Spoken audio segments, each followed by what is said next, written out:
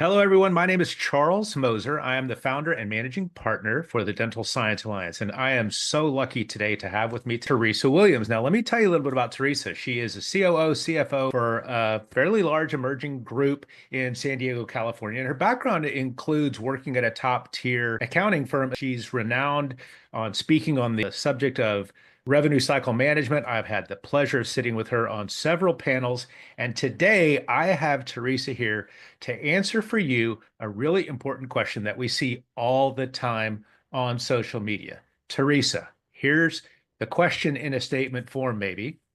I'm already over budget, and one of my key peoples wants a raise. How do I handle that? Oh, that's such a great question, Charles. And it's an issue that we deal with in dental practices. I think in any business on a daily basis.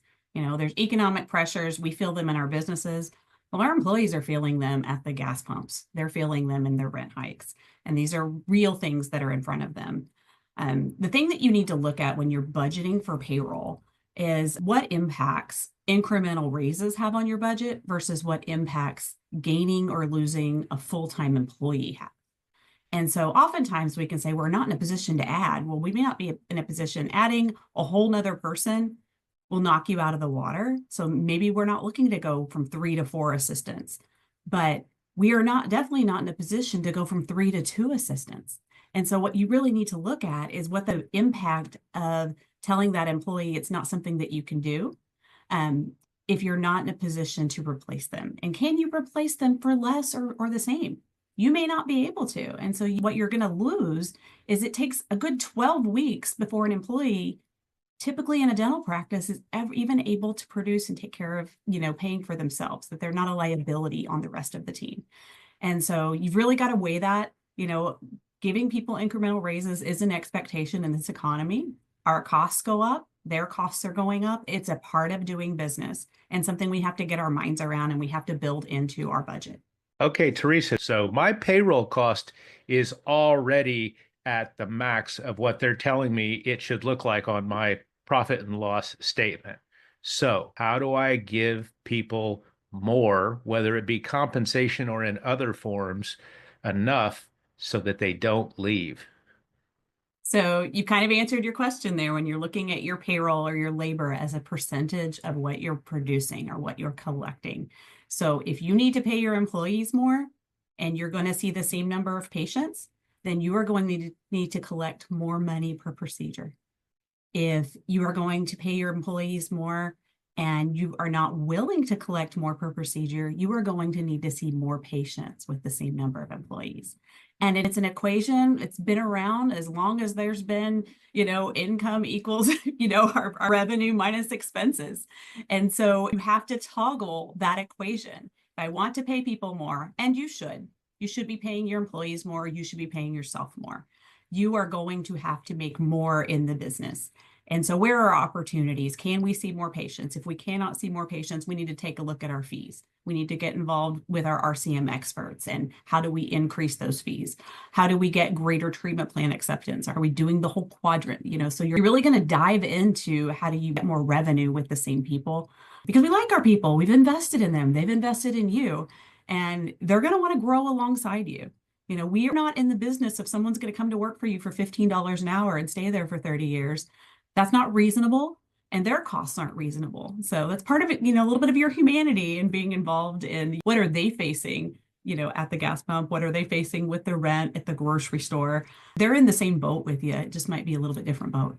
So the next question would be, so we've talked about where our salaries and wages already being nudged up to the maximum, and that what you just said was, hey, we need to make more money. How do I know if I'm producing the maximum that my facility will allow me to produce? So there's a lot of schools of thought here, and it really comes down to the type of dentistry that you're doing. We can't compare a pediatric practice to an orthodontic practice to a general dentistry practice. And so you've really kind of got to understand what your maximum is based on your procedure mix. If you are doing molar root canals and you are placing implants or doing wisdom tooth extractions in the general dentistry chair, you're going to produce a lot more per visit. You're going to produce a lot more per chair than in a practice where those procedures aren't happening. And so if you haven't maxed out those procedures, we got to look at, do we need to get training so that you're able to do them? Or do we need to phone a friend and be bringing someone else in and optimizing that chair time and optimizing those procedures in your office? Because that's where the rubber meets the road. And I find practices struggling is if they're sending too much dentistry just out the door to other dentists. And you find a way to keep that within your walls, bringing in specialty groups. We've got some really, really great consultants and coaches around that can help you bring specialty into your practice. Whether you're bringing specialty in or you're getting that extra training. Maybe it's time to take that sedation course. Maybe it's time to look at, how do I feel more comfortable about providing this type of care? And so is there a perfect formula that meets all? I wish I could tell you that there is, Charles, but there's always room for incremental growth within the practice. Very rarely do I work with a client that I see there's nothing more they could be doing. Occasionally it can happen, and you know what we need to do? We need to add on to the building, or we need to build across the street. And so we're having a very different conversation. But same store growth, it's the cheapest ways to improve your business. There's no capital involved. It's just ingenuity, it's relationships. I think that's the fun way to grow your business. You're not beholden to banks, and you're not beholden to construction companies and equipment financing. So, the formula really needs to be is, what things are we not doing for our patients that we should be? And if we solve that problem, labor kind of falls in line. It comes along for the party.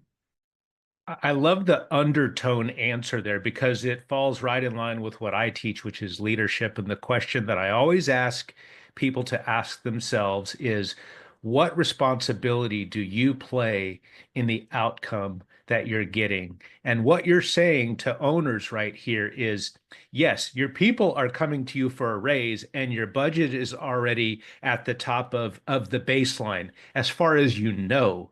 But let's flip the script on that, doctor, and say, what could you be doing to increase the capability of your office to be more productive, to collect more? So again, whichever, I'm not a mathematician, the numerator denominator changes so that percentage actually comes back into a proper place, into a better baseline. What a really interesting spin on that. Yeah, and it's not one that we like to think about. It's so much easier to look outside of ourselves and to what we need to change. But what do we have the most control over, Charles? And it's ourselves.